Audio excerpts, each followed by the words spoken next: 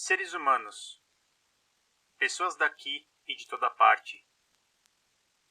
Vocês que são arrastados no grande movimento da desterritorialização, que reunidos e dispersos, vivem capturados, esquartejados nesse imenso acontecimento do mundo que não cessa de voltar a si e de recriar-se.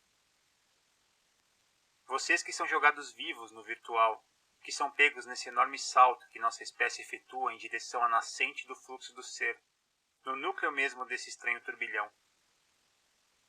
Vocês estão em sua casa.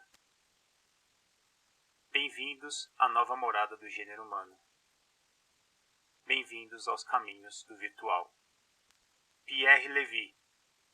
O que é virtual?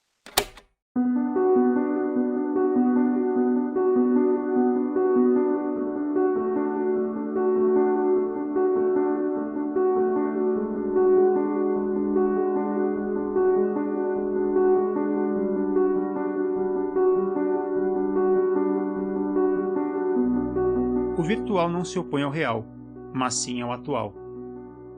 Contrariamente ao possível, estático e já constituído, o virtual é como complexo problemático, o nó de tendências ou de forças que acompanham uma situação, um acontecimento, um objeto ou uma entidade qualquer, e que chama um processo de resolução, a atualização. Esse complexo problemático pertence à entidade considerada e constitui inclusive uma de suas dimensões maiores. O problema da semente, por exemplo, é fazer brotar uma árvore.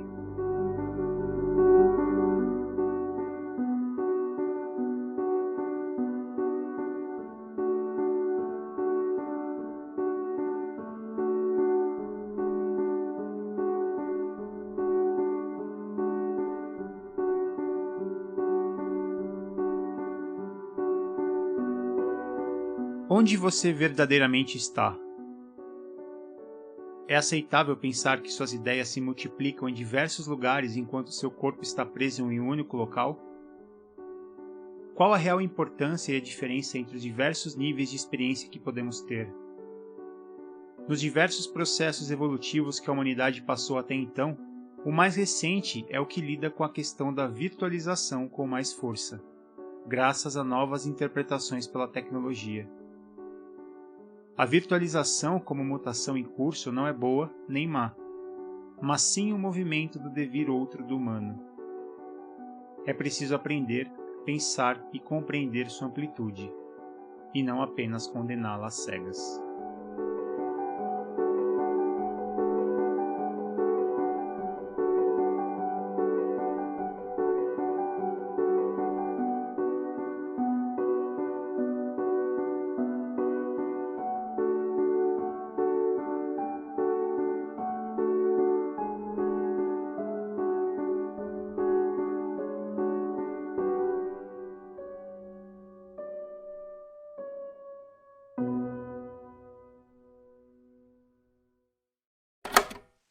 A projeção da imagem do corpo é geralmente associada à noção de telepresença. Mas a telepresença é sempre mais que a simples projeção da imagem. O telefone, por exemplo, já funciona como um dispositivo de telepresença, uma vez que não leva apenas uma imagem ou uma representação da voz. Transporta a própria voz.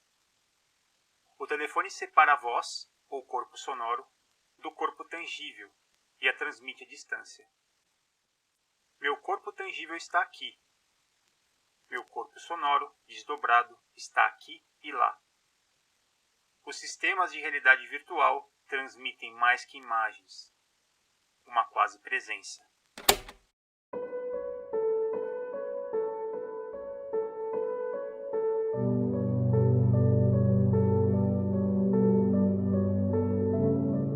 Lemos ou escutamos o texto? O que ocorre? Paradoxalmente, será que ler e escutar nos faz começar a negligenciar, desler ou desligar o texto? Ao mesmo tempo que o rasgamos pela leitura ou pela escuta, o amarrotamos, relacionando uma a outra as passagens que se correspondem? Ler um texto seria reencontrar os gestos têxteis que lhe deram seu nome? Um pensamento se atualiza num texto, e ao realizarmos uma atualização nesse texto, passamos à virtualização do hipertexto. Assim, criamos um campo textual disponível, móvel, reconfigurável, e o conectamos com outros corpos hipertextuais. Em quantos links você clicou hoje? Navegando pela internet com conexões infinitas entre textos, sons, vídeos e imagens, por quantos significados cada conceito deve ter passado na rede? Por quantas diferentes leituras e construções uma palavra e suas ligações diretas e indiretas já fizeram parte de diferentes perspectivas?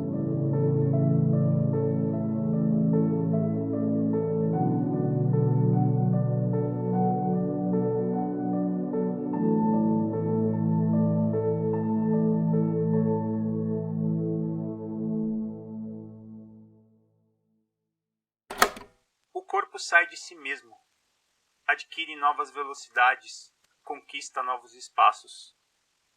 Verte-se no exterior e reverte a exterioridade técnica ou a alteridade biológica em subjetividade concreta. Ao se virtualizar, o corpo se multiplica. Criamos para nós mesmos organismos virtuais que enriquecem nosso universo sensível sem nos impor a dor. A virtualização do corpo não é uma desencarnação, mas uma reinvenção, uma reencarnação, uma multiplicação. Contudo, o limite jamais está definitivamente traçado entre a heterogênese e a alienação, a atualização e a reificação mercantil, a virtualização e a amputação. Esse limite indeciso deve ser constantemente considerado, avaliado com um esforço renovado, tanto pelas pessoas no que diz respeito à sua vida pessoal, quanto pelas sociedades no âmbito das leis.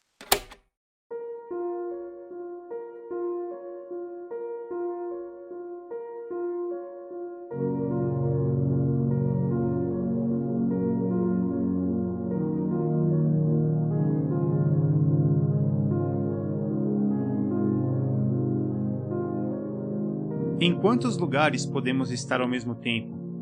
E como? Se o que realmente nos importa são as sensações e experiências, podemos artificialmente trilhar caminhos virtualmente mais interessantes do que a suposta realidade? Seria a visão de que estamos nos distanciando cada vez mais uns dos outros uma ideia negativa que ainda não se conseguiu largar por velhos paradigmas? Ou podemos realmente estar construindo algo ruim para cada um de nós? Qual o futuro de nossas relações com as novas tecnologias de virtualização e como lidar com a relação de nossas mentes, percorrendo tantos lugares e criando diferentes experiências em cada um deles? Você, agora mesmo, você está no virtual e faz parte dele. Ao ouvir esse podcast ou ler sua transcrição, sua mente construiu sua própria narrativa à sua maneira, baseada em minhas palavras e suas próprias referências. Minha voz se faz presente em vários lugares com outras pessoas, em tempos diferentes ou simultaneamente. O possível e o virtual, o real e o atual, acontecem aqui, e não cessará.